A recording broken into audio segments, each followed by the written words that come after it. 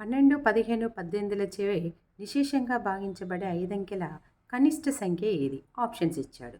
First ఇలా ఇచ్చినప్పుడు ఏం చేయాలంటే 12, 15, 18లచే నిశేషంగా భాగించబడే అంటే 3 నెంబర్లు ఇచ్చినప్పుడు 3 నెంబర్లలో నిశేషంగా భాగించబడుతుంది అంటే దాని అర్థం ఏంటంటే ఇక్కడ మనం ఎల్సీఎం చేయాలి. కనిష్ట సామాన్య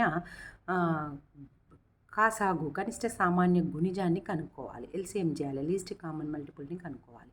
ఇప్పుడు ఏం చేయాలంటే 12కి 15కి 18కి ఎల్సీఎం కనుక్కోవాలి. ఇక్కడ 12కి 15కి 18కి ఎల్సీఎం కనుక్కోవాలి. ఫస్ట్ ఏం చేశాను, 3 టేబుల్లో చేశాను. 3 4 12, 3 5 15, 3 6 18.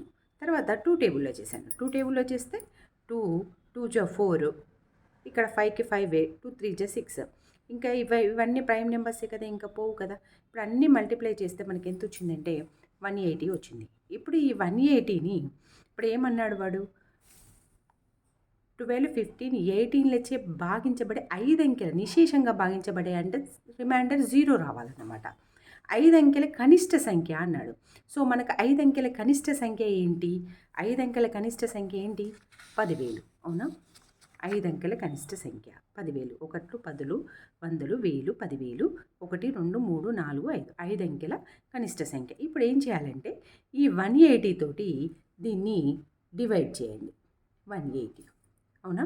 180 తోటి ఈ 10,000ని డివైడ్ చేయండి. డివైడ్ చేసి చూడండి. 180 అంటే 18. 18 5 90. సో 5 ఎంత? 900. అవునా? 900.